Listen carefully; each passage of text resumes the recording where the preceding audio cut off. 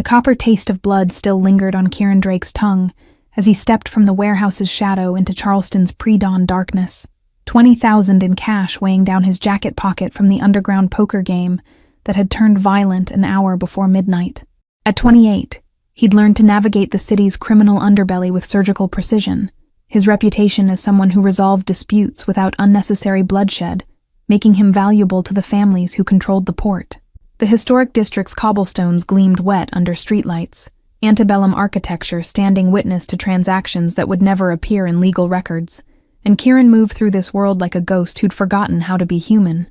The sound hit him before the impact, small footsteps running desperately, breath coming in panicked gasps that cut through the humid night air with terrifying clarity.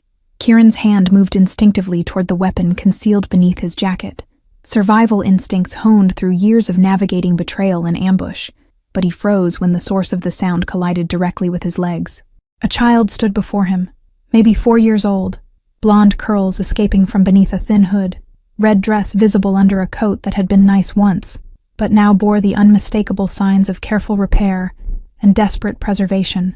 "Sir, my mom didn't wake up," the little girl said, her voice carrying a steadiness that seemed impossible for someone so small, blue eyes looking up at him with a trust that made something twist painfully in Kieran's chest. He'd spent the last decade building walls between himself and anything resembling vulnerability, but this child's gaze penetrated defenses he hadn't known could be breached. Her small hand reached out to grasp his wrist with surprising strength, fingers ice-cold even through the expensive fabric of his shirt, and Kieran felt the world he'd carefully constructed begin to shift beneath his feet. "What do you mean she didn't wake up?" The question emerged rougher than intended, years of cultivated menace making even genuine concern sound like a threat, but the child didn't flinch from his intensity. She tugged at his hand with increasing urgency, pulling him toward a narrow alley between buildings that wealthy tourists would never see, where Charleston's carefully preserved history gave way to reality its Chamber of Commerce preferred to ignore. Kieran's mind calculated risks automatically. This could be a setup, some rival family's elaborate trap, a play against him when his guard was down. But the genuine terror in the child's expression made such calculations feel obscene. The night air carried scents of garbage and desperation, of lives lived in the margins of a city that prided itself on charm and hospitality, and Kieran felt anger rising in his throat, alongside something he refused to name. "She was coughing really bad and her skin got hot like the stove, and I tried to shake her but she won't open her eyes." The words tumbled out in a rush as they moved deeper into the alley, the girl's small legs working frantically to maintain pace with Kieran's longer stride. They reached a rusted fire escape, clinging to a building that should have been condemned, and the child began climbing with practiced efficiency that spoke of too many nights navigating these metal bones alone. Kieran followed, his mind already identifying exits and threats, even as he recognized the absurdity of treating a child's crisis as a tactical situation requiring strategic assessment. The fire escape groaned under his weight, metal protesting centuries of neglect and moisture that corroded everything in this coastal climate. But it held. They climbed 3 stories, each landing revealing windows into lives that existed just blocks from million-dollar homes where people slept without fear of eviction or hunger or illness that couldn't be treated. The girl moved with heartbreaking confidence, clearly having made this journey countless times, and Kieran wondered what kind of world created children who navigated fire escapes at 4 years old with the competence of seasoned criminals. "Here," she whispered, stopping at a window that opened easily despite the broken lock, and Kieran understood immediately that security was a luxury these residents couldn't afford. He lifted her through first, then followed, dropping into a studio apartment that measured perhaps 300 square feet, every inch meticulously organized to maximize space that would never be enough. The air inside was thick with fever heat and the sweet, sick smell of infection, and Kieran's stomach clenched with recognition of scents he'd encountered too many times in his line of work, though never in circumstances quite like these. The woman lay on a narrow bed against the far wall, blonde hair darkened with sweat plastered to skin that burned with a flush Kieran could see from across the room, even in the dim light filtering through grimy windows. She was young, maybe 26 or 27, with features that echoed the child's but carved with exhaustion that aged her beyond her years, and her breathing came in shallow gasps that spoke of lungs struggling against infection that had progressed far beyond what home remedies could address.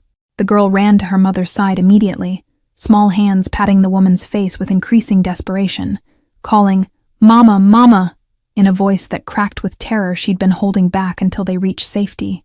Kieran moved into action before conscious thought could intervene, crossing the small space in 3 strides and pressing fingers to the woman's neck to find a pulse that fluttered weak and rapid beneath skin that burned like fire against his touch.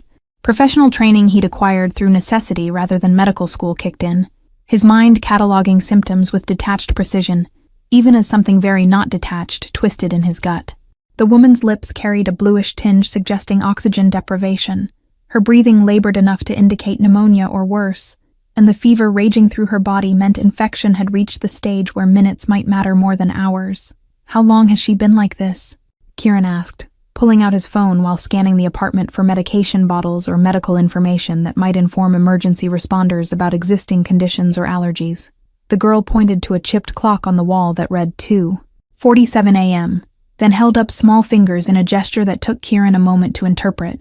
3 hours of unconsciousness, while a 4-year-old tried to handle a medical crisis that would overwhelm most adults.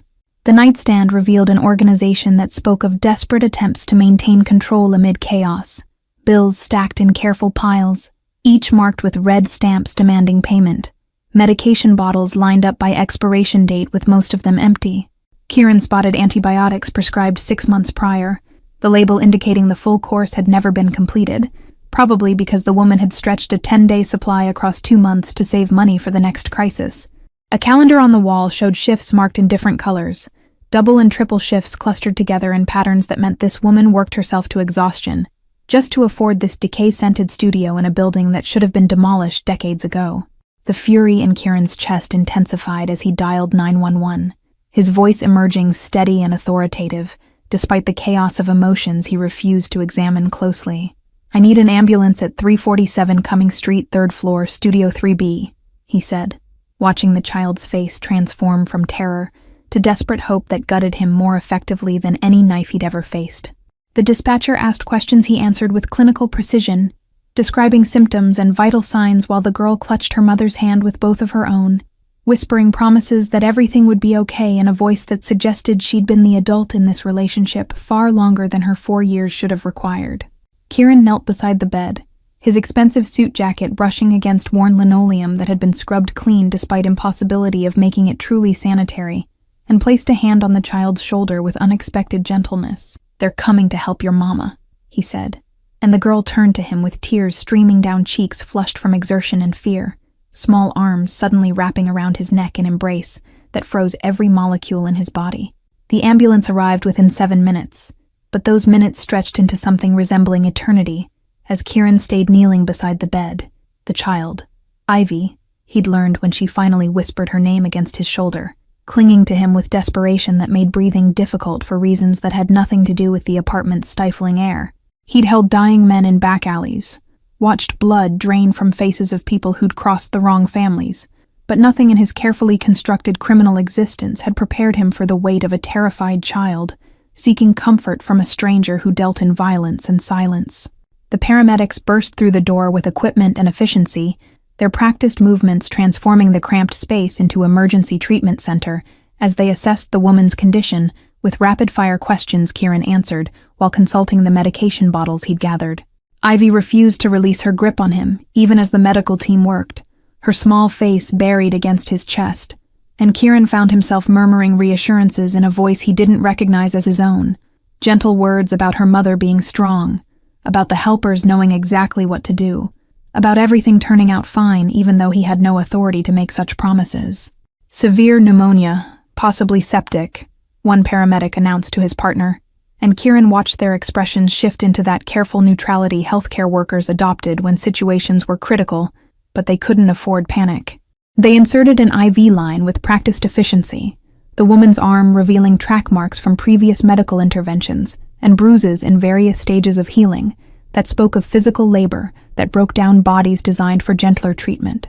Oxygen mask came next, then a rapid consultation about transport to Medical University Hospital, rather than the closer facility that wouldn't have resources for what they suspected was systemic infection, requiring aggressive intervention. "Is there a father in the picture? Other family we should notify?" The question came from the female paramedic, her eyes moving between Kieran's expensive clothes and the apartment's obvious poverty, with barely concealed curiosity about his presence here. Kieran looked at Ivy, who shook her head against his chest with tiny movement that communicated volumes about absence and abandonment, and he felt rage ignite alongside the unfamiliar protectiveness that had been building since the moment small hands had grabbed his wrist in the street. "Just me," he said, the lie emerging smooth as glass despite its complete fabrication, and he watched the paramedics exchange glances that suggested they'd heard similar stories countless times in this neighborhood. They didn't question his claim, too focused on stabilizing their patient for transport, and Kieran realized with dark clarity that he'd just inserted himself into a situation that would require explanations he couldn't provide without exposing identities he'd spent years keeping separate from anything resembling normal human interaction. The descent down the fire escape with Ivy in his arms while paramedics maneuvered the stretcher through the building's narrow internal stairwell felt surreal, as though Kieran had stepped out of his actual life into some alternate reality where he carried frightened children and made promises about sick mothers to strangers. The pre-dawn air had shifted toward morning, humidity rising with the approaching sun, and Charleston's historic district was beginning to wake around them, delivery trucks rumbling over cobblestones, early shift workers heading toward the port, the city's dual nature becoming visible as wealth and poverty existed in uncomfortable proximity. Ivy's weight against his chest felt simultaneously insignificant and monumental, her small body trusting him with complete faith despite having known him less than an hour, and Kieran wondered what desperation looked like when it wore the face of a 4-year-old who'd learned that adults couldn't always be relied upon to wake up when called. The ambulance waited at the building's front entrance, back doors open to receive the stretcher that emerged moments later, carrying the woman whose name he still didn't know, and Kieran made a decision that he recognized even in the moment as potentially catastrophic to the carefully maintained boundaries of his existence. "I'm riding with them," he told the paramedics, climbing into the ambulance before they could protest. Ivy still wrapped around him like she'd grown roots into his ribcage. The female paramedic opened her mouth to object, probably about regulations regarding non-family members, but something in Kieran's expression made her reconsider, and she simply nodded before securing the stretcher and signaling her partner to start moving. The doors slammed shut.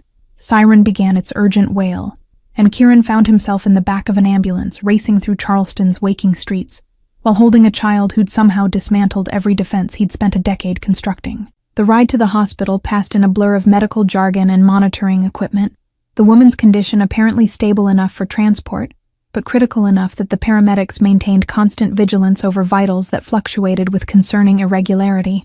Ivy had finally released her death grip on Kieran's neck, but she kept one small hand fisted in his shirt while watching the medical team work on her mother, with eyes that had seen too much for someone whose entire existence could be measured in 4 years.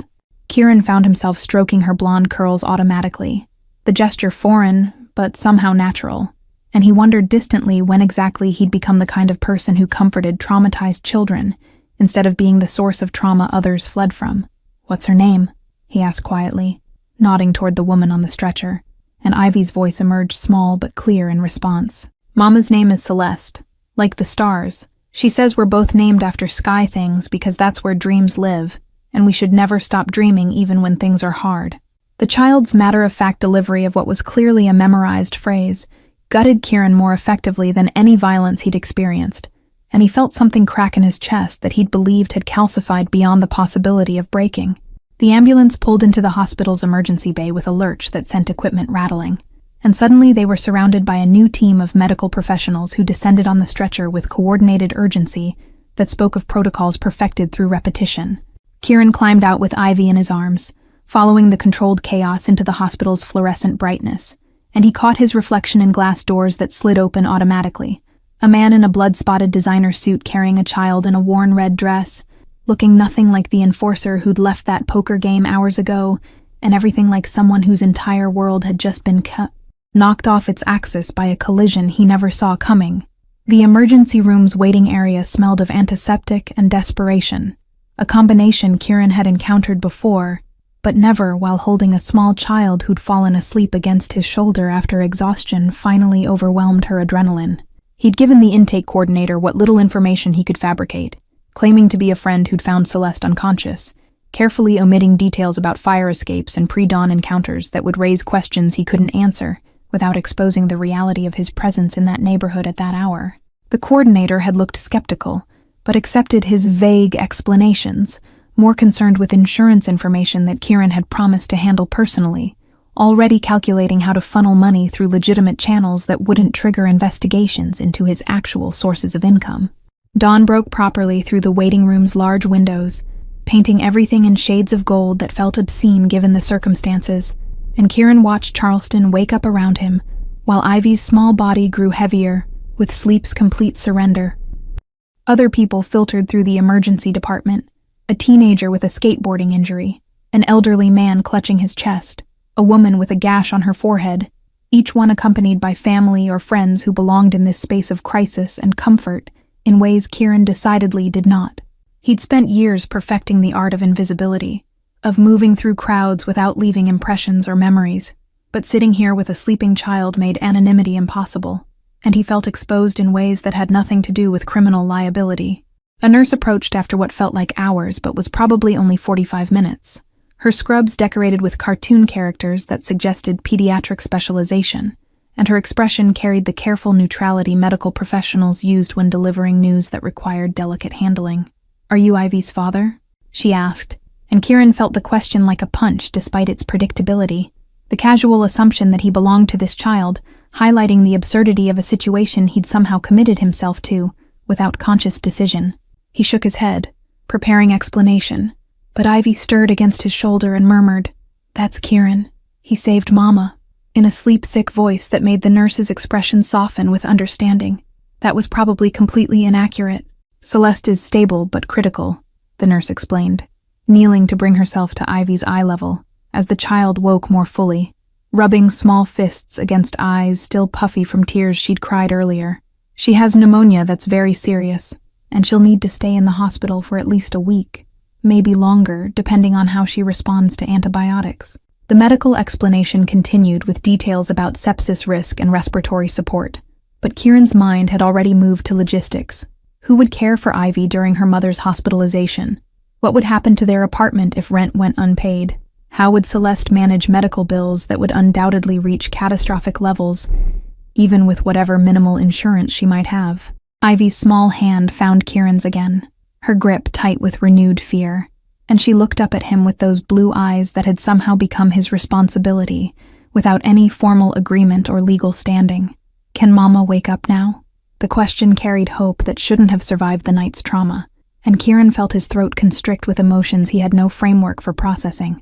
The nurse explained gently that Celeste was sleeping to help her body fight the infection, that she'd be able to see her Mama later today, once the doctors finished their treatments, and Ivy nodded with understanding that seemed far too mature for 4 years of existence. "Is there family we can call? Someone who can take care of Ivy while her mother recovers?" The nurse directed the question at Kieran, assumption clear that he would know the answer despite their lack of actual relationship, and he found himself meeting Ivy's gaze with silent question he had no right to ask. The child shook her head minutely, then whispered, "It's just us and Mama. Nobody else wants us," with such casual acceptance of abandonment that Kieran felt rage return, alongside the protectiveness that had been building throughout this impossible night. "She stays with me," Kieran said, the declaration emerging with finality that brooked no argument even as his rational mind screamed about the insanity of a mafia enforcer taking responsibility for a traumatized 4-year-old he'd met less than 3 hours ago. The nurse's eyebrows rose slightly, professional mask slipping to reveal surprise, and Kieran could see her mental calculations about appropriateness and safety and whether this situation required intervention beyond medical care. He straightened his posture slightly, allowing some of the authority he wielded in very different contexts to shade his presence, and watched her decide that questioning him would create complications she didn't have time or energy to navigate. "I'll need contact information and identification," she said finally, producing paperwork that would create a paper trail Kieran normally avoided with religious dedication. But he accepted the clipboard without hesitation, because the alternative was Ivy being processed into a foster system that would separate her from her mother and likely cause more trauma than she'd already endured.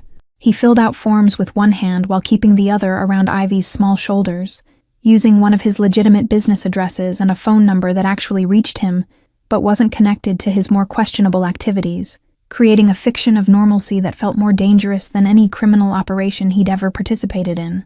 The nurse left with promises to update them on Celeste's condition, and arrange a visit once the medical team completed their initial treatments, and Kieran found himself alone again with Ivy in the gradually filling waiting room. The child had retreated back into silence, her small body pressed against his side, and he could feel tremors running through her that spoke of delayed shock, finally catching up to adrenaline that had kept her functioning through the crisis. Morning light continued to strengthen through the windows, and Kieran realized with strange detachment that he'd crossed some invisible line during this night, that the person who'd walked into that poker game no longer existed in any meaningful sense. "Are you hungry?" he asked quietly, the question feeling absurdly domestic given everything else happening. But Ivy nodded against his shirt, and he felt relief at having a concrete problem to solve. The hospital cafeteria would be open by now, serving breakfast to staff and visitors who belonged in this world of healing and hope, and Kieran stood carefully with Ivy in his arms, her weight settling naturally against his hip, as though they'd practiced this hold countless times. He caught sight of them again in the hallway's reflective surfaces, the man who'd earned his reputation through calculated violence, and the child who'd somehow decided he was safe, despite having every reason to fear strangers, and something shifted in his chest that felt irreversible. The cafeteria occupied the hospital's ground floor, already bustling with early morning activity, as medical staff grabbed coffee between shifts, and family members sought comfort in food they probably couldn't taste through worry and exhaustion. Kieran navigated the space with Ivy clinging to him, aware of eyes tracking their progress with curiosity that felt invasive but understandable, given how completely they didn't match as a pair. He let Ivy choose what she wanted, pancakes and strawberries and orange juice that she gripped with both hands, and found a corner table that offered some privacy from the surrounding humanity pressing in on all sides. Watching Ivy eat with the focused intensity of someone who'd learned not to take meals for granted, Kieran felt the full weight of what he'd committed himself to settling across his shoulders like physical burden. He had no legal right to this child, no relationship to her mother beyond having found her unconscious, no experience with caring for anyone who couldn't defend themselves or navigate adult complexities independently. Everything about this situation violated the rules he'd established for surviving in Charleston's criminal underworld, yet walking away felt as impossible as sprouting wings and flying from the hospital's rooftop. His phone vibrated in his pocket. Messages from associates wondering where he'd disappeared to.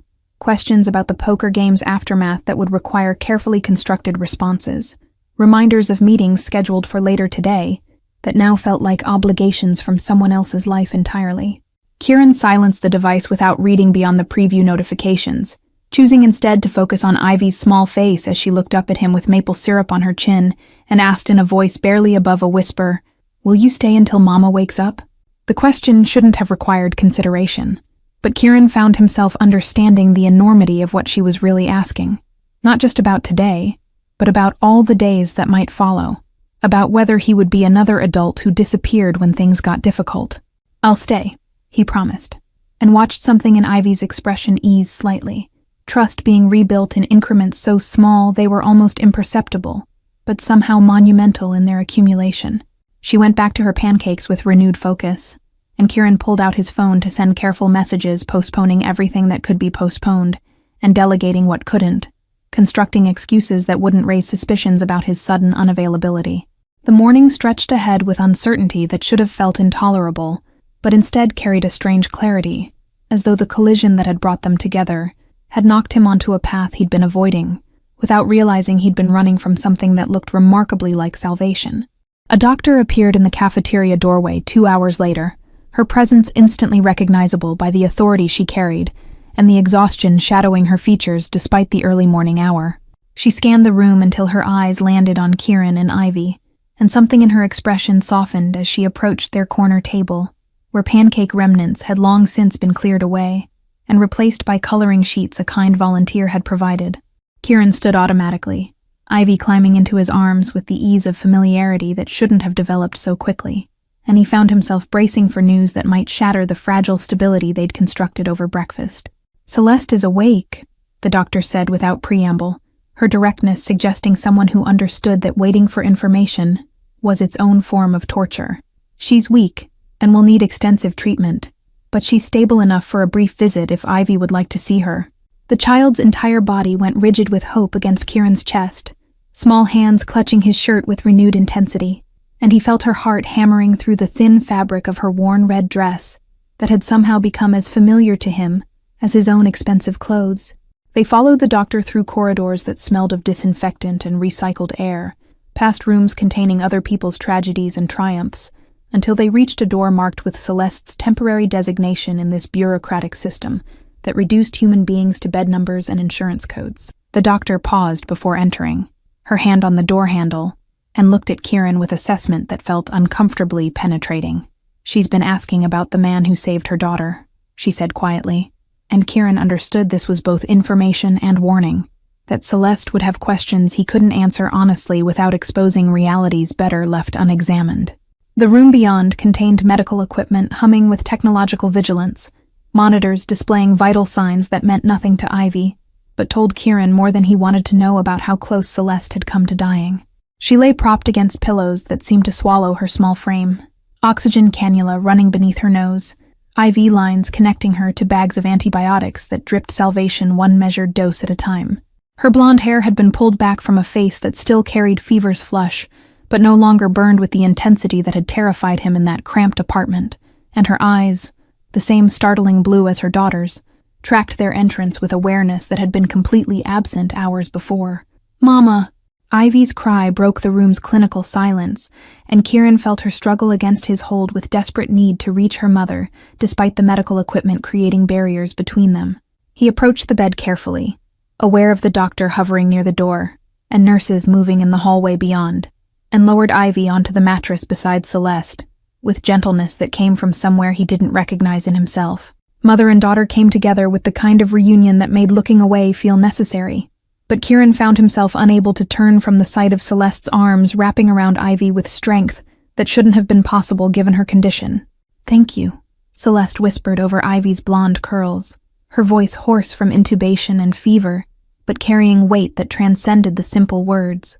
Her gaze met Kieran's across the small space separating them, and he saw intelligence there alongside the gratitude, questions forming behind exhaustion that would require answers he wasn't prepared to provide. "The nurses said you brought her here, that you stayed with her all night. I don't understand why a stranger would—" Her voice cracked, tears spilling over cheeks that had probably shed too many already, and Kieran felt something twist in his chest that made breathing difficult. "She found me when you wouldn't wake up," Kieran said, keeping his voice steady through effort that cost more than any poker game bluff he'd ever maintained. "I couldn't leave her alone."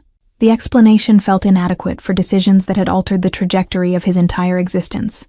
But Celeste nodded, as though it made perfect sense that her 4-year-old had approached a dangerous stranger in Charleston's pre-dawn streets, and somehow found the one person who would actually help, rather than exploit or ignore her desperate situation. Ivy had burrowed against her mother's side, small body finally relaxing after hours of tension that had kept her functioning through crisis, and Kieran watched Celeste stroke her daughter's hair with trembling fingers that spoke of weakness, battling fierce maternal love. "I tried so hard to stay awake," Celeste said, words emerging thick with guilt and shame that made Kieran's anger return full force, not at her, but at systems that forced mothers to choose between medical care and rent, between antibiotics and food, between their own survival and their children's immediate needs. The doctor cleared her throat from the doorway, professional intrusion into a moment that had become too intimate for the clinical setting, and announced that Celeste needed rest and continued monitoring before more extensive visiting could be allowed. Ivy's small face crumpled with protest, but Celeste whispered something in her ear that made her nod reluctantly, and Kieran found himself receiving the child back into his arms, like a package whose contents had become infinitely more precious and fragile than anything he'd ever been trusted to carry before. "I'll take care of her," Kieran said, the promise emerging without conscious thought, but feeling more binding than any oath he'd sworn to the families who controlled Charleston's criminal operations. Celeste's eyes widened slightly, confusion mixing with gratitude in her expression, and he could see her struggling to understand why this well-dressed stranger would make such commitments to people he had no connection to beyond a collision in the darkness. "Just focus on getting better. Don't worry about anything else." "I don't even know your name," Celeste said, and Kieran heard the subtext beneath the statement, that she was entrusting her daughter to someone who remained essentially anonymous, despite having already proven himself in ways that defied logical assessment. He hesitated, aware that names created trails, and trails led to questions he couldn't afford. But Ivy's weight in his arms, and Celeste's vulnerable trust, made deception feel more dangerous than exposure. Kieran Drake, he said, offering the name he used in legitimate business contexts rather than the various aliases he employed in darker transactions, and watched Celeste repeat it silently, as though memorizing something essential. The doctor was making impatient noises about rest and recovery protocols, but Celeste reached out one trembling hand toward Kieran, and he stepped close enough that she could grasp his wrist with fingers that barely had strength to maintain contact. "Thank you for being the miracle I've been praying for," she whispered, and Kieran felt the words settle over him like a mantle he had no idea how to wear. They left her sleeping under medical supervision that would continue monitoring the infection's response to aggressive treatment, and Kieran carried Ivy back through the hospital's corridors while she maintained silence that felt heavier than her earlier fear. The morning had progressed into full day, sunlight streaming through windows with brightness that seemed inappropriate for the exhaustion dragging at him, and Kieran realized he hadn't slept in over 24 hours, not since before the poker game that now felt like it had occurred in someone else's lifetime entirely. "Where do we go now?" Ivy asked as they reached the hospital's main entrance, her small voice carrying confusion that mirrored his own uncertainty about the logistics of caring for a child when his entire existence was structured around solitude and secrecy. Kieran's penthouse apartment downtown contained nothing remotely suitable for a 4-year-old. His refrigerator stocked primarily with bourbon and the occasional takeout container, his schedule built around meetings and operations that couldn't accommodate playground supervision or bedtime routines. But the alternative, returning Ivy to that decaying apartment building where she'd spent hours trying to wake an unconscious mother, felt impossible.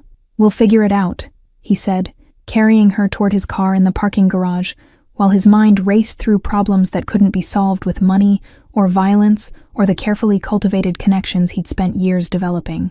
Ivy's head settled against his shoulder with trust that felt simultaneously like a gift and a burden too heavy to bear, and Kieran wondered when exactly he'd become the kind of person who accepted responsibility for innocent lives instead of being the threat those lives needed protecting from. Kieran's penthouse overlooked Charleston Harbor from the 23rd floor, all glass and steel and minimalist design that reflected the emptiness he'd cultivated as both aesthetic and lifestyle choice.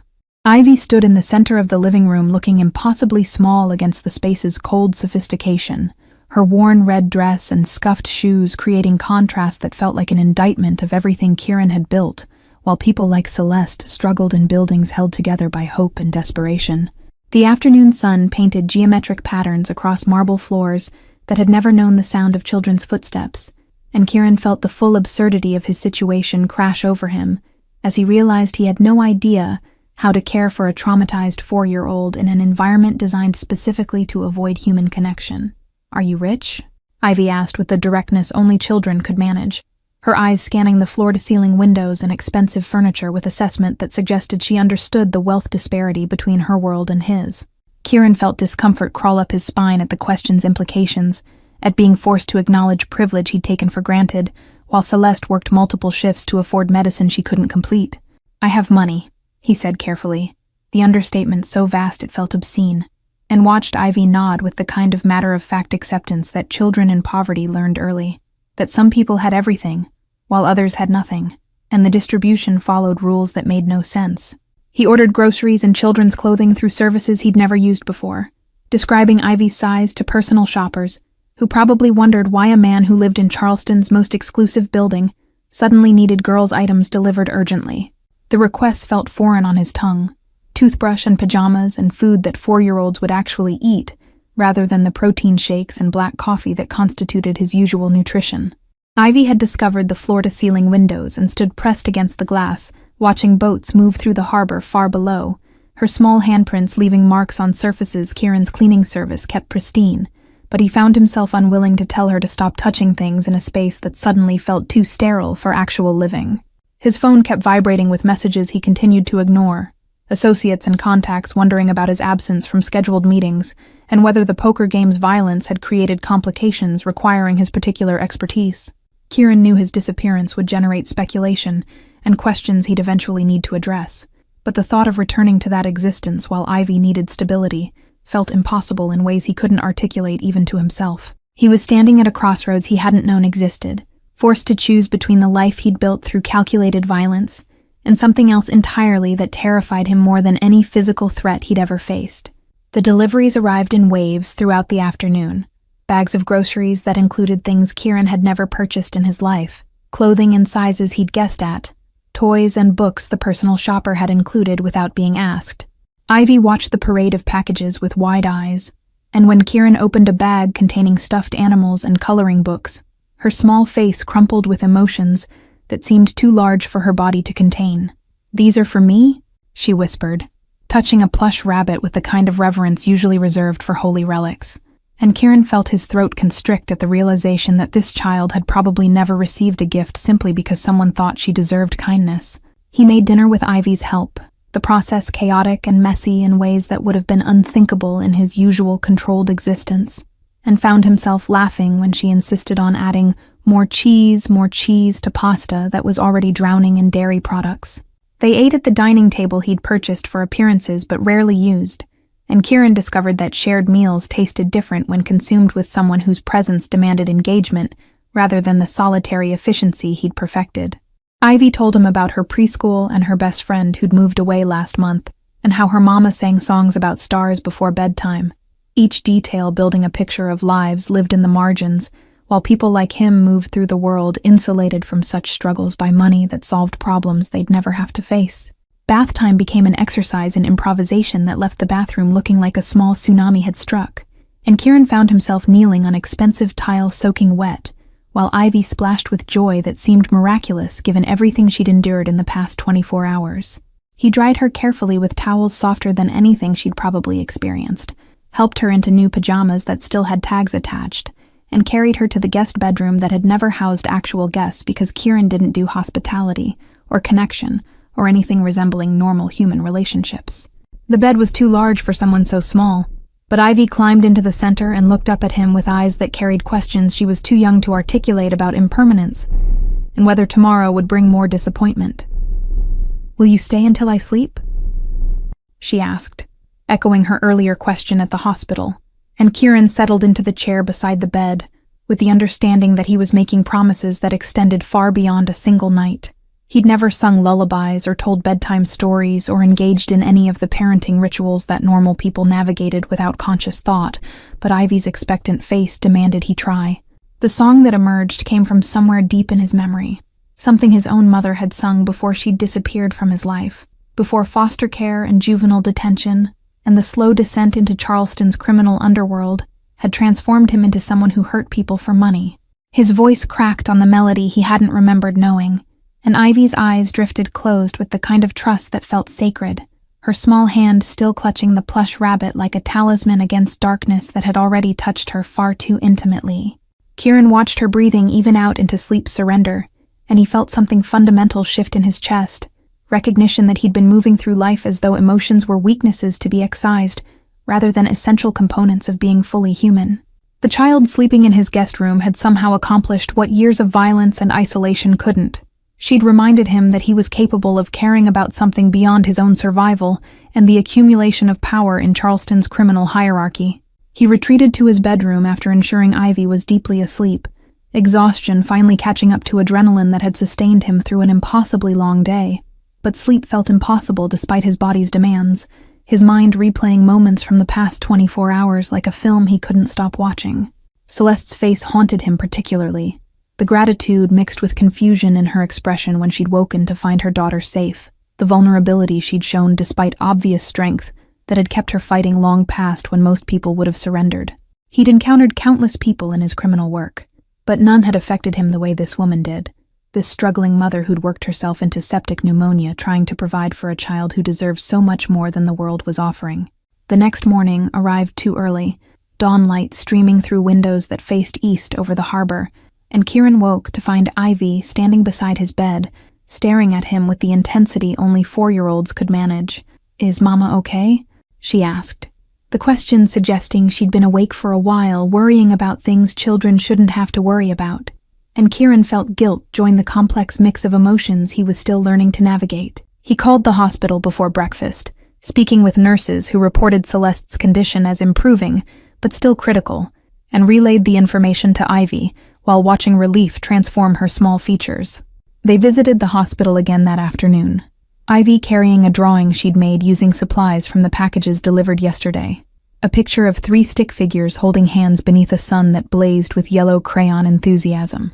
Celeste was sitting up when they arrived, color returning to her cheeks and strength evident in movements that had been trembling weakness the day before. She held Ivy for long minutes, breathing in her daughter's scent, like it was oxygen more essential than what flowed through the cannula beneath her nose. And when she looked up at Kieran, her eyes carried questions that demanded answers he wasn't sure how to provide. "How long can you keep her?" Celeste asked, when Ivy became absorbed in arranging the stuffed animals Kieran had brought from the penthouse, her voice low with the kind of desperation that came from understanding the precariousness of her situation. Medical bills were already accumulating at rates that would bankrupt someone who'd been barely surviving before this crisis. Her job at the hotel likely gone after days of unexplained absence, the apartment's rent coming due with no money to cover it.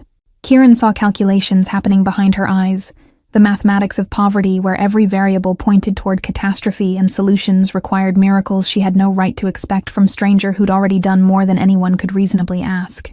"As long as necessary," Kieran said, and watched shock replace resignation in Celeste's expression. He'd spent the previous evening researching options while Ivy slept, his mind approaching the problem with the same strategic thinking he applied to criminal operations. But every legitimate avenue led to bureaucracies that would separate mother and daughter or create dependencies that stripped Celeste of the dignity she clearly valued above charity. "I have resources, and I'd like to help beyond just temporary childcare. Your medical bills, the apartment, whatever you need to get stable." "I can't accept that," Celeste said immediately, pride evident in the set of her jaw, despite the weakness that kept her confined to a hospital bed. "I'm not looking for a savior, and I won't be someone's charity project." The words carried steel beneath their exhaustion, and Kieran felt respect join the complicated feelings developing toward this woman who refused rescue even when drowning. "I appreciate everything you've done for Ivy, but I need to stand on my own feet. I need to know I'm providing for my daughter through my own work, not someone else's pity."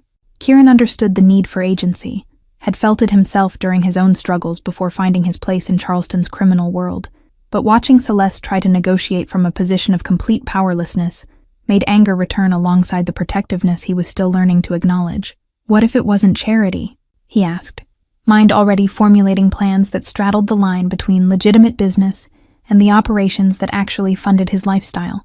"I own several restaurants in the historic district. One of them needs a manager, someone who understands hospitality and can handle the complexity of running a high-end establishment. It's a real job with real responsibilities and competitive salary." The offer was partially fabricated. The restaurant existed but currently had perfectly competent management, but Kieran could make the fiction reality with a few phone calls that would restructure operations to accommodate his sudden need for personnel changes. Celeste's eyes narrowed with suspicion that suggested she understood jobs didn't simply materialize for women who'd been unconscious days before, but he could see her weighing pride against pragmatism, the need to provide for Ivy against the reality that she had no other options currently available. "Why would you do this?" she asked, the question carrying weight beyond its simple construction, and Kieran found himself without answer that wouldn't reveal too much about the transformation happening beneath his carefully maintained surface. "Because Ivy deserves stability, and you've clearly been fighting for that alone for too long," he said finally, the truth feeling dangerous but necessary in ways he couldn't quite articulate. "Let someone help carry the weight for a while. Accept the job, focus on recovering, and we can figure out the rest as we go." Celeste studied him with intensity that made Kieran feel exposed, despite years of perfecting masks that revealed nothing, and he wondered what she saw when she looked at him, whether she recognized the violence he carried beneath expensive clothes, or whether Ivy's trust had created illusions about his essential nature. Celeste was released from the hospital after 8 days of aggressive antibiotic treatment, her body still weak, but no longer actively fighting infections that had nearly killed her. Kieran arranged transportation, despite her protests about needing to manage things herself, and he watched something in her expression shift when the car pulled up to his building, rather than returning toward the neighborhood where her apartment stood empty, and probably already re-rented, given her inability to pay rent during hospitalization. "I can't stay here," she said, tension evident in shoulders that straightened despite exhaustion. But Ivy was already unbuckling her seatbelt with excitement about showing Mama the harbor views and the stuffed rabbit that slept in her new bed. "You need somewhere safe to recover before starting work," Kieran said, keeping his voice neutral despite the nervous energy thrumming through him at the prospect of Celeste seeing how he lived. of her presence in spaces he'd designed specifically to avoid intimacy or connection. The guest room is available, and Ivy's already settled into a routine here. Consider it temporary housing until you're strong enough to find your own place. The careful casualness of his tone suggested this was simple practicality rather than the calculated restructuring of his entire existence around their needs. But Celeste's sharp gaze suggested she wasn't fooled by his attempts at nonchalance. The penthouse felt different with Celeste's presence filling spaces that had been empty, despite expensive furniture and carefully curated art. She moved through rooms with the assessment of someone trained in hospitality management, her eyes catching details that revealed more about Kieran than he'd intended. The lack of personal photographs or mementos, the kitchen that showed minimal use despite high-end appliances, the overall aesthetic that prioritized appearance over actual living. Ivy gave an enthusiastic tour that highlighted her favorite discovery spots, and the window seat where she watched boats while eating breakfast. And Kieran found himself seeing his home through their eyes, recognizing how the space reflected isolation he'd mistaken for preference rather than the defense mechanism it actually represented. Settling into cohabitation required adjustments that felt monumental for someone who'd lived alone by choice for the past decade. Celeste insisted on contributing to household tasks despite her weakness, her need for independence manifesting in small ways that Kieran learned not to challenge directly. She cooked meals that transformed his sterile kitchen into something resembling an actual home, the sense of dinner preparation replacing the usual silence with evidence of human habitation. Ivy thrived on having her mother nearby, the tension that had shadowed her during Celeste's hospitalization dissipating into the kind of childhood exuberance that filled the penthouse with laughter and the constant chatter of 4-year-old observations about everything from cloud shapes to why boats floated. Kieran found himself adjusting his schedule to accommodate their routines, declining meetings that would keep him out past Ivy's bedtime, and restructuring operations to maintain more regular hours than his previous nocturnal existence had required. Associates noticed the changes with curiosity that graduated toward suspicion, questions about his availability becoming pointed enough that he recognized the need to address speculation before it evolved into problems he couldn't control. His reputation had been built on reliability and consistent availability for the families who relied on his services, and deviations from established patterns created vulnerabilities in Charleston's criminal ecosystem where weakness invited exploitation.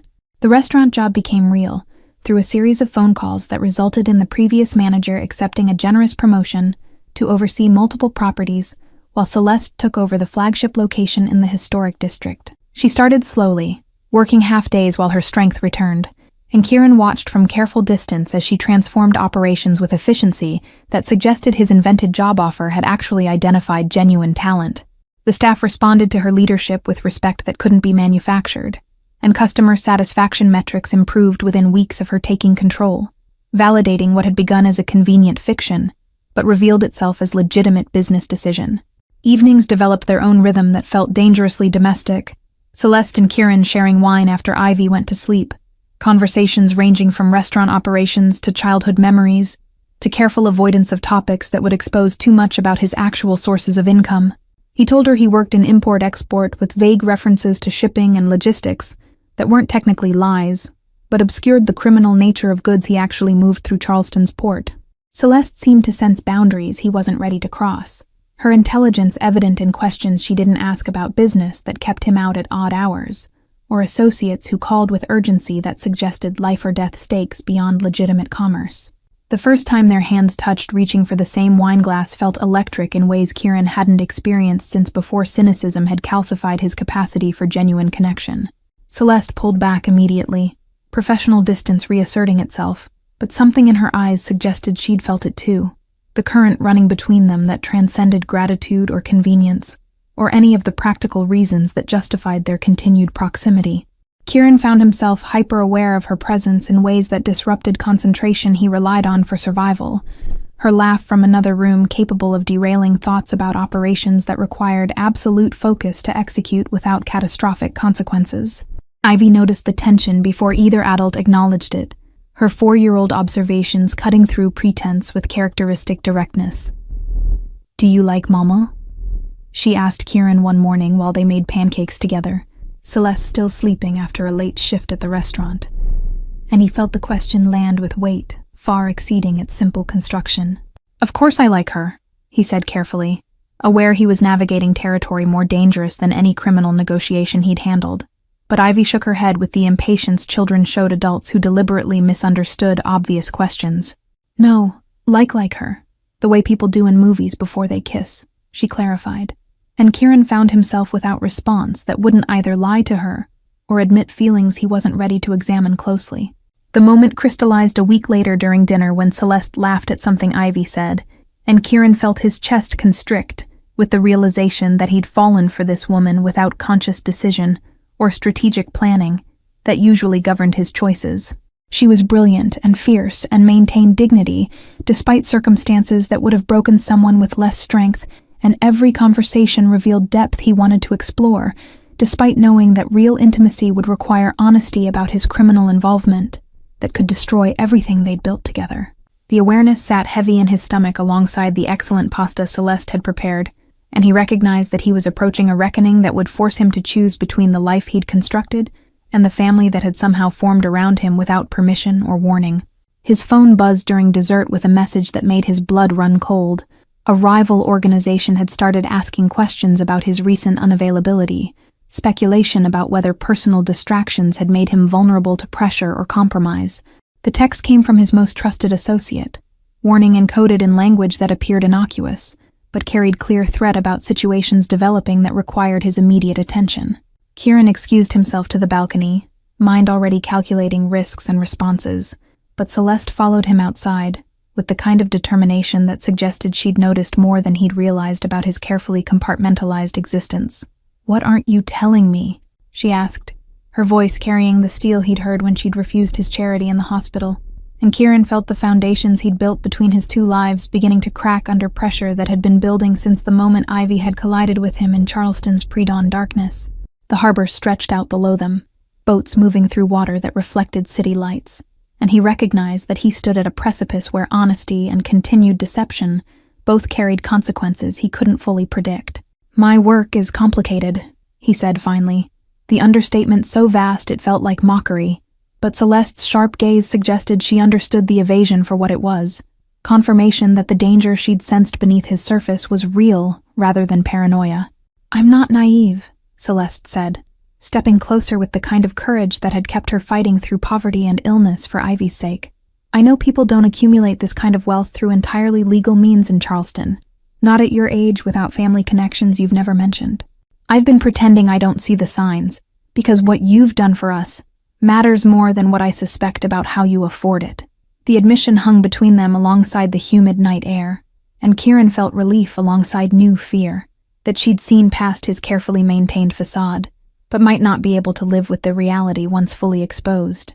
"There are things about my life that could put you and Ivy in danger if the wrong people decided to use you as leverage," Kieran said, forcing himself to meet her eyes, despite the shame curling in his gut, at admitting he'd brought threat into their lives alongside protection and stability he'd provided. "I'm trying to transition away from those connections, but that process takes time and creates its own risks. I need you to trust that I would never deliberately endanger you, but I also can't promise complete safety while I'm still tied to operations that don't resolve cleanly." Celeste studied him for a long moment, the kind of assessment she probably used when evaluating whether restaurant situations required intervention or could be left to resolve organically, and Kieran held himself still under her scrutiny, despite the urge to explain or justify or defend choices that had seemed necessary before two blonde women had crashed into his existence and revealed everything he'd been missing while pretending isolation was strength. "I trust you," she said finally, her hand reaching out to rest on his forearm, with touch that felt like absolution he didn't deserve. "Not because I'm foolish or desperate, but because your actions toward Ivy and me have been consistently protective and generous when you could have walked away a dozen times. Whatever darkness you're involved in, I don't think it defines who you actually are." The kiss happened without conscious decision, Kieran closing the distance between them, before rational thought could intervene with all the reasons why complicating their situation with romance was catastrophically stupid. Celeste's lips were soft against his, her small gasp of surprise melting into response that suggested she'd been fighting the same attraction he had, and for a moment, the world reduced to sensation and connection that transcended the practical foundations their relationship had been built on. When they separated, both breathless, Kieran saw his own confusion and desire reflected in her expression, and he recognized that they'd crossed into territory that made retreat impossible, even if circumstances demanded it. "This changes things," Celeste whispered, her hand still resting on his chest, where she could probably feel his heart hammering with combination of arousal and terror at the vulnerability he'd just exposed. "It does," Kieran agreed, his thumb tracing her jawline with gentleness that contradicted the violence those same hands had inflicted in service of Charleston's criminal families. "But I don't want to pretend there's nothing between us when clearly there is. I don't know how to navigate this, any of this, but I want to try if you're willing to accept the complications that come with my life." The admission felt like standing naked under interrogation lights, but Celeste's small smile suggested she understood the magnitude of what he was offering despite his inability to articulate it elegantly. They stood on the balcony watching the harbor until Ivy's voice called from inside, asking if they were done with boring adult talking, and the moment broke into laughter that felt like release from tension neither had fully acknowledged carrying. Returning inside to find Ivy surrounded by art supplies she'd apparently discovered in Kieran's rarely used office, they exchanged glances that carried new weight alongside the easy domesticity they'd developed over weeks of cohabitation. Whatever they were becoming, family, partnership, something without clear definition, felt simultaneously fragile and inevitable, and Kieran recognized that protecting it would require confronting dangers he'd been avoiding since the text message had arrived during dinner, threatening to expose exactly how complicated his life actually was. The threat materialized 3 days after the balcony kiss, arriving in the form of a black sedan that pulled up outside the restaurant during Celeste's evening shift with occupants whose presence made Kieran's security instincts scream warnings he'd learned to trust through years of surviving Charleston's criminal landscape. His associate called immediately, voice tight with tension that communicated danger before words could specify details, and Kieran was already moving toward his car while issuing instructions to protect Celeste and evacuate the restaurant through back entrances that existed specifically for situations where front doors became compromised. The Volkov family had been encroaching on port operations for months, their ambitions in conflict with established territories that families like the ones Kieran served had controlled for generations. Someone had apparently decided that Kieran's recent distraction made him vulnerable leverage point, and the sedan's presence outside his restaurant represented message about how easily they could reach people he cared about if he didn't accommodate their expansion plans. Rage joined the fear coursing through his veins as he navigated evening traffic with precision that bordered on reckless, his mind calculating responses that ranged from negotiation to violence. He arrived to find the restaurant already locked down, his security team having implemented protocols with efficiency that justified the money he paid for their discretion and competence. Celeste stood in the kitchen surrounded by staff who'd been trained for exactly this scenario, her face pale but composed in ways that suggested she understood the danger was real, rather than theoretical. "They asked for you by name," she said when Kieran reached her side, and he heard the tremor beneath her controlled tone that spoke of fear she was fighting to contain. "Said they wanted to discuss business opportunities and would wait outside until you arrived to have the conversation," Celeste continued, and the casual phrasing couldn't disguise the threat implicit in armed men appearing at his legitimate business. Kieran felt the careful separation he'd maintained between his two lives collapsing under pressure that had always been inevitable once he'd allowed himself to care about people who could be used against him. He made calls while his security team maintained perimeter watch, reaching out to contacts who owed him favors or feared his reputation enough to provide information without asking questions that would require answers he couldn't give. The Volkov situation was worse than he'd realized. They'd been systematically targeting associates in his network, applying pressure designed to isolate him from support structures that had kept him safe through years of navigating Charleston's criminal ecosystem. His relationship with Celeste and Ivy had apparently been identified as his most significant vulnerability, and the sedan outside represented opening move in a campaign that wouldn't end with simple intimidation. "I need to get you and Ivy somewhere safe," Kieran said, his hand finding Celeste's with touch that grounded him despite the chaos of contingencies spinning through his mind. "There's a property outside the city that's secure, and off any records that could lead them to you." Celeste shook her head with determination that would have been admirable if circumstances weren't so urgent, the steel in her expression reminding him why he'd fallen for this woman who refused to be diminished by anything life threw at her. "Running makes us look weak, and it doesn't solve the actual problem of people threatening us," she said, stepping closer with courage that made his chest tighten. "This isn't your world," Kieran countered, the words emerging harsher than intended, but she didn't flinch from his intensity. It became my world when I accepted your help and fell for a man whose business involves armed strangers showing up at restaurants, Celeste said, the casual acknowledgement of feelings they'd barely begun exploring hitting him like physical impact. So, instead of hiding, tell me what we're actually dealing with, and how we fix it without more violence that could blow back on any of us. Her practical approach to crisis that would have sent most people into panic reminded Kieran exactly why she'd survived years of poverty that broke stronger people. The confrontation with the Volkov representatives happened in the restaurant's private dining room an hour later, Kieran having sent Celeste home with security escort, despite her protests about wanting to stay. 3 men sat across the table with the kind of casual menace that came from never having faced real consequences for violence they'd inflicted. And their leader, a man who introduced himself simply as Pavel, smiled with predatory amusement that made Kieran's hands curl into fists beneath the table. "We've been watching you, Drake," Pavel said, accent thick with Eastern European origins that matched intelligence reports about the Volkov family's connections to organizations that made Charleston's established families look like amateur operations. "Noticed you've gotten soft, playing house with the pretty blonde and her daughter." The casual mention of Celeste and Ivy sent rage spiking through Kieran's veins.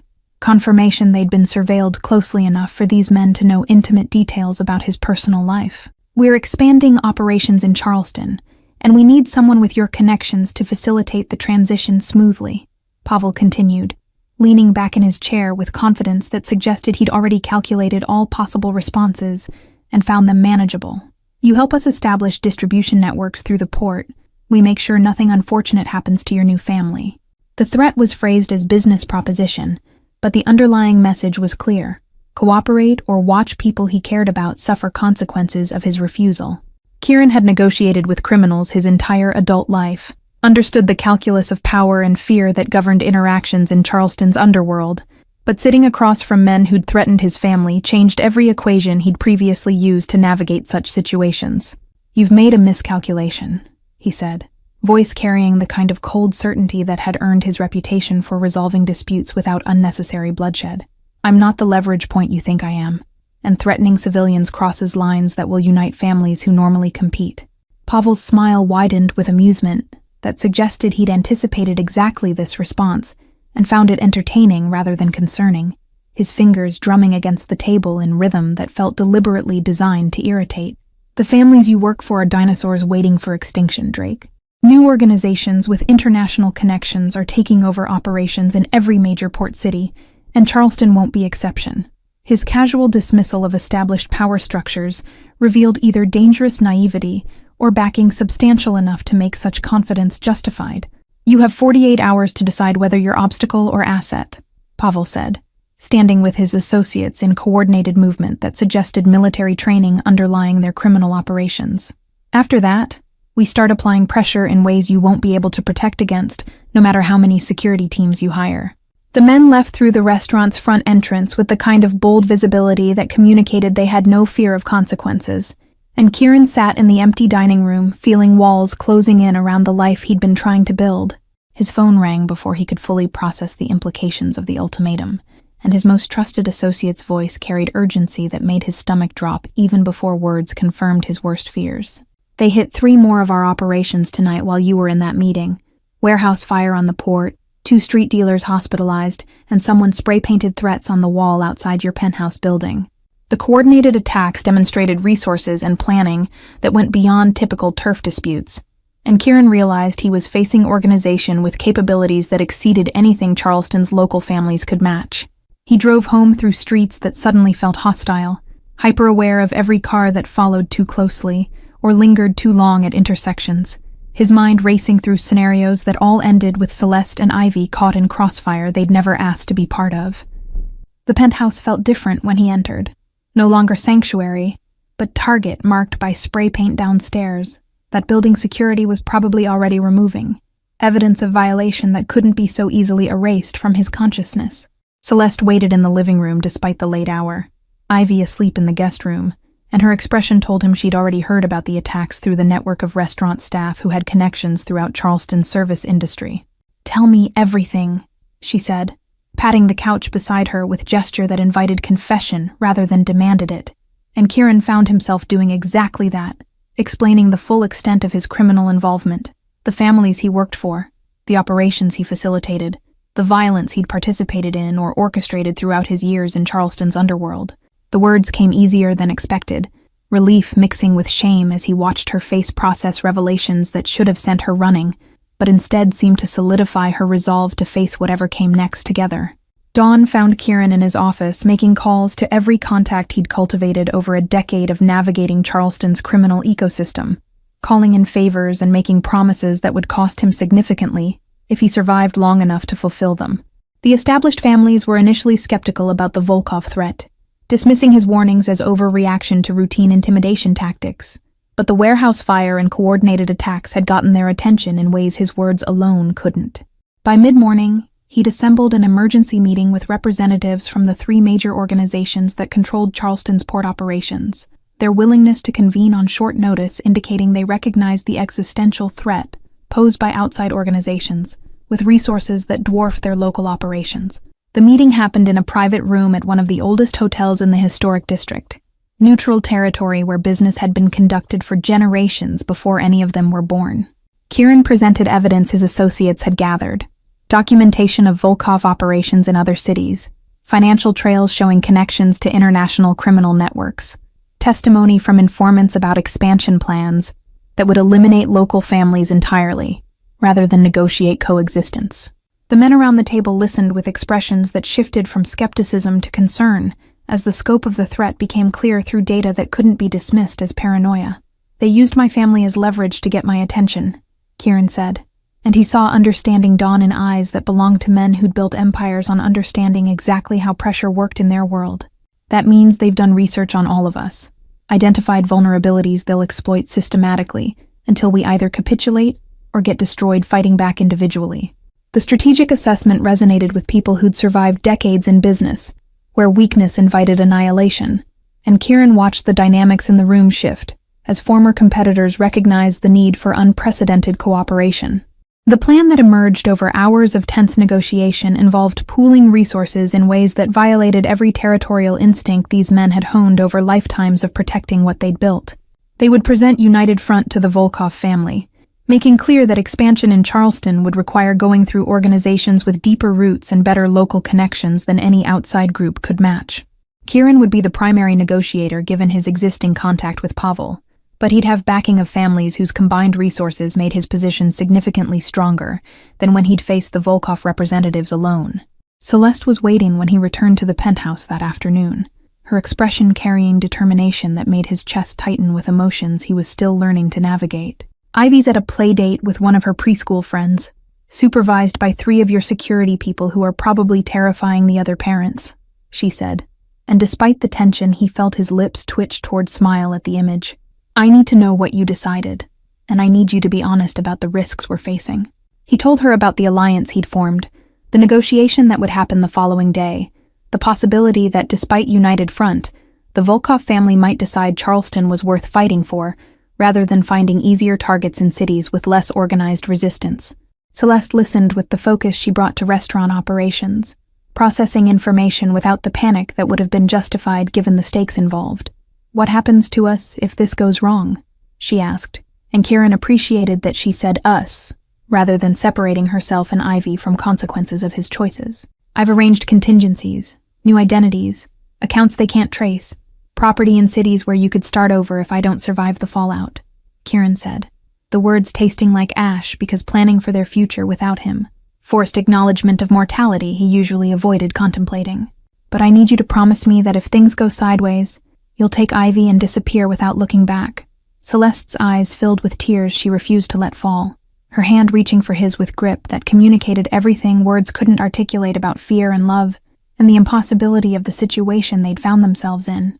"I'm not losing you," she said with fierce certainty that made him believe for a moment that willpower alone could determine outcomes in a world where violence often made such determinations instead.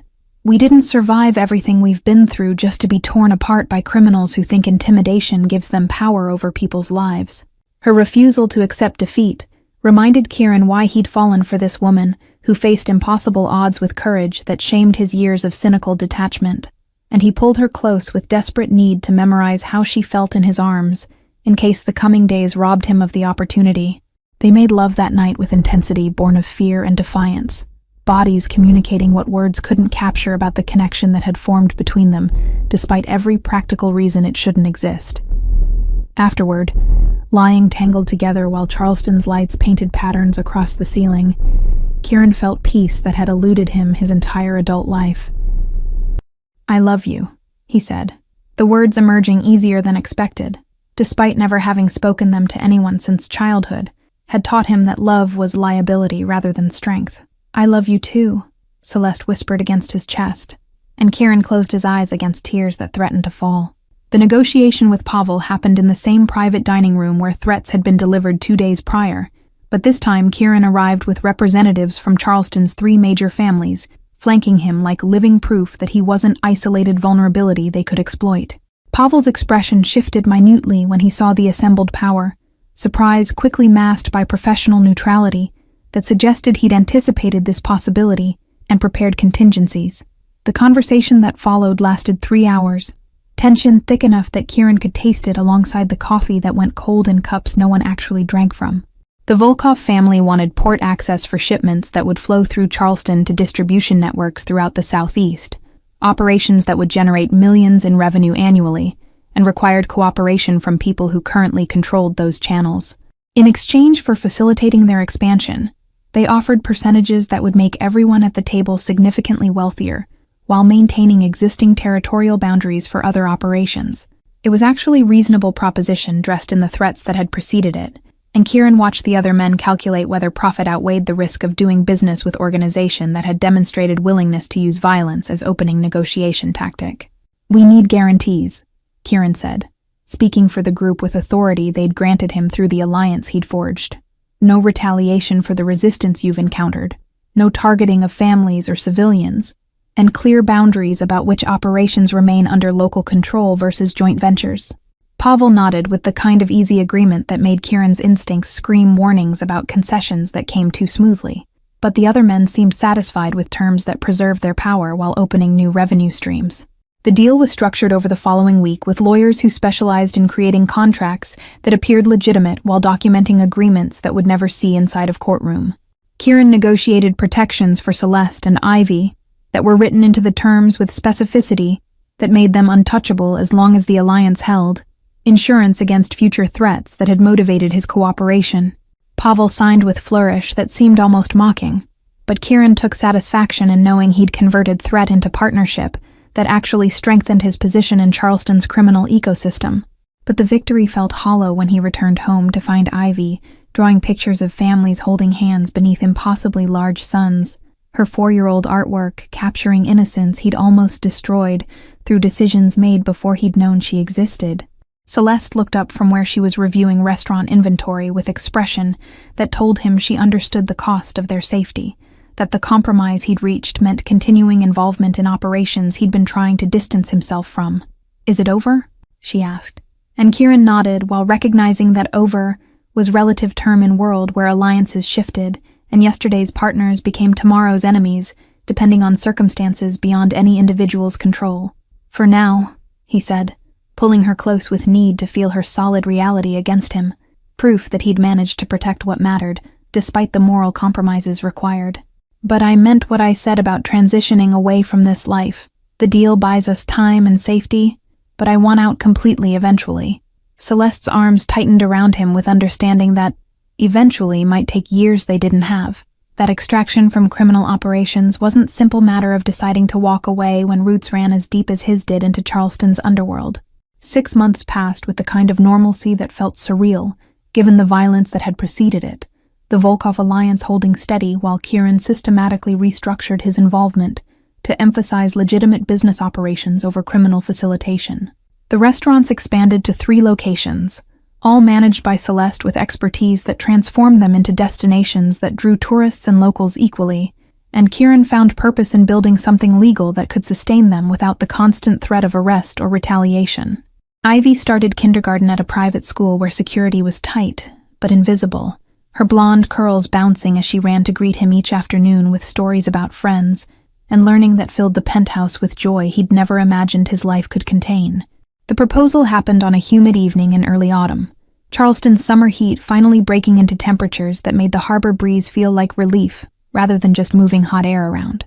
Kieran had planned elaborate romantic gesture involving the restaurant's private dining room and flowers, and all the traditional elements he'd researched obsessively. But the moment crystallized unexpectedly, when Ivy asked why some of her friends had parents with the same last name while theirs were all different. The innocent question cut through pretense and planning, and Kieran found himself kneeling in their living room with ring he'd been carrying for weeks, while Celeste stared at him with shock that melted into tears. "I know this isn't the life you imagined when Ivy ran into a stranger in the dark," he said, words tumbling out without the polish he'd practiced but carrying truth that mattered more than eloquence. "But you've both transformed me into someone I didn't know I could be, and I want to spend whatever time I have making sure you never doubt how completely you're loved." Celeste's yes came through sobs that made Ivy concerned until they explained happy crying, and suddenly the child was part of the embrace, small arms wrapping around both of them with fierce happiness. The wedding happened 2 months later in the restaurant's garden space. Small ceremony attended by staff who'd become family, and a carefully selected group of associates who could be trusted to celebrate without conducting business that would taint the occasion. Ivy served as flower girl with seriousness that made guests smile, her blonde curls crowned with roses that matched the ones in Celeste's bouquet, and Kieran felt his throat tighten watching his two favorite people process down an aisle he'd lined with lights that turned the garden into something magical. The vows he spoke came from heart he'd thought had calcified beyond repair, promises about protection and love and choosing them every day for the rest of his life. Their honeymoon was deliberately modest, a week at a beach house on Kiowa Island, where Ivy could hunt for shells, and they could exist as normal family without security details or business obligations intruding on time that belonged only to them. Kieran taught Ivy to body surf in gentle waves while Celeste watched from the shore with laughter that carried on the salt air, and he memorized the sound because it represented everything he'd been missing during years of pursuing success through channels that brought money but not meaning. The nights after Ivy fell asleep belonged to him and Celeste. Conversations ranging from dreams for the future to fears about whether his past would ever truly release its hold on their present. The transition away from criminal operations accelerated after the wedding, Kieran leveraging the Volkov alliance to extract himself from facilitating port operations, while maintaining enough connection to ensure their continued protection. He sold his interests in ventures that couldn't be legitimized, funneling money into restaurant expansion and property investments that would provide income without requiring moral compromises that kept him awake at night. The established families accepted his withdrawal with understanding born of respect he'd earned through years of reliable service, and Pavel actually seemed amused by his domestication, making jokes about family life's civilizing influence at quarterly meetings. Ivy's 6th birthday party, 18 months after that night in the hospital emergency room, felt like celebration of more than just her growing up. It marked the anniversary of when Kieran's real life had begun, when a desperate child had crashed into him and somehow saved them both.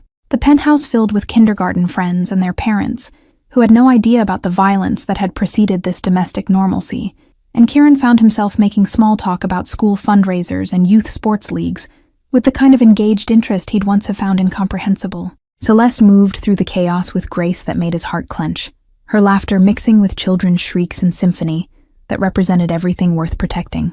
"You look happy," she said later after the guests had left, and Ivy was crashed in her room surrounded by new toys and the pleasant exhaustion of being celebrated. Kieran pulled his wife close with gratitude that threatened to overwhelm him regularly, still adjusting to the reality that this brilliant, fierce woman had chosen to build a life with him, despite knowing exactly who he'd been. "I am happy," he said, the simple truth feeling revolutionary, given how foreign the concept had been just 2 years ago, when his existence had been defined by isolation and transactions that left him empty, despite material success. The restaurant empire grew to 5 locations over the next 2 years, each one bearing Celeste's distinctive touch in menu design and atmosphere that made them destinations rather than just places to eat. Kieran discovered he had aptitude for legitimate business that had been wasted on criminal operations, his strategic thinking and people skills translating effectively to expansion that created jobs and contributed to Charleston's economy, rather than undermining it. The irony wasn't lost on him that he made less money running legal enterprises than he had facilitating port operations, but the ability to sleep without fear of federal raids or rival families made the financial sacrifice worthwhile. Ivy thrived in ways that made Kieran grateful daily for whatever instinct had made him stop when she'd grabbed his wrist that night, instead of shaking her off and continuing toward his car. She was bright and funny, and showed her mother's fierce determination in everything from playground disputes to homework assignments. She approached with intensity that would serve her well in life. The private school's counselor mentioned during parent-teacher conferences that Ivy occasionally talked about the night her mama got sick and the man who saved them, her 4-year-old memories already transforming into the kind of origin story that would shape how she understood her place in the world. "She thinks you're a hero," Celeste said after that conference, amusement and love mixing in her expression as they walked hand in hand through the historic district toward their car. "You are a hero to her, to both of us, regardless of what you did before we collided into your life." Kieran wasn't sure he deserved such generous interpretation of choices that had been equal parts self-interest and genuine concern, but he'd learned to accept grace when offered, rather than arguing against his own worthiness the way his younger self would have. The final severance from criminal operations came 3 years after that initial hospital visit, Kieran attending what would be his last meeting with the alliance of families he'd helped maintain through the Volkov expansion. Pavel was there, his organization now firmly established in Charleston's port operations, but surprisingly respectful of boundaries they'd negotiated during those tense days of threatened violence. "You were right to get out," Pavel said, during a private moment before the meeting began, and Kieran heard genuine respect in the words. "Family makes us vulnerable, but it also gives us reason to be more than what this world requires of us." The agreement they signed that night released Kieran from all obligations while maintaining the protections he'd negotiated for his family, insurance against future threats that would remain valid as long as the alliance held. He drove home through Charleston's familiar streets feeling lighter than he had in years, decades of accumulated weight finally released through decisions that prioritized love over power and connection over control. The penthouse glowed with warm light when he parked in the garage, and he could see Celeste and Ivy through the windows, his wife helping their daughter with homework at the dining table where they shared meals that tasted like family. "I'm completely out," he told Celeste after Ivy had gone to bed, the declaration feeling like exhaling breath he'd been holding since the night everything changed. She kissed him with celebration that communicated understanding of exactly what the transition had cost him and how completely she valued the choice he'd made. They stood on the balcony where they'd first kissed, Charleston spread out below them in lights that represented both who he'd been and who he was becoming, and Kieran felt gratitude for the collision that had knocked him off a path leading nowhere meaningful. The years that followed brought the ordinary challenges of family life, school plays and restaurant crises and teenage drama when Ivy hit adolescence with her mother's fierce independence and her father's strategic thinking. Kieran discovered that being present for normal life required different kind of courage than the violence he'd navigated in his criminal years, but the rewards were immeasurably greater than anything he'd accumulated through operations that had seemed important before he'd understood what actually mattered. Celeste built the restaurant group into Charleston Institution, her name recognized for culinary excellence, rather than the poverty she'd escaped through combination of determination and the chance encounter that had changed all their trajectories. They added 2 more children to their family over the years, a son who inherited Kieran's intensity, and a daughter who showed Celeste's grace under pressure, and the penthouse that had once been sterile showpiece transformed into home that echoed with the beautiful chaos of actual living. Ivy grew into teenager who rolled her eyes at parental embarrassment, but never doubted she was loved, her early memories of fear and uncertainty replaced by security that allowed her to take risks appropriate for her age. On quiet evenings when the younger children were asleep and Ivy was absorbed in homework, Kieran and Celeste would sit together watching the harbor and marveling at how a single moment of choosing compassion over convenience had created everything that made life worth living. Thank you all for following this story from that desperate night when a little girl found courage to ask a stranger for help through the years of transformation that followed. If you enjoyed this journey, please write in the comments from where you're watching, and don't forget to like, subscribe, and share this video. Your support means everything and helps me continue bringing these stories to you. Until next time, remember that sometimes the most important moments in our lives arrive disguised as interruptions we never expected.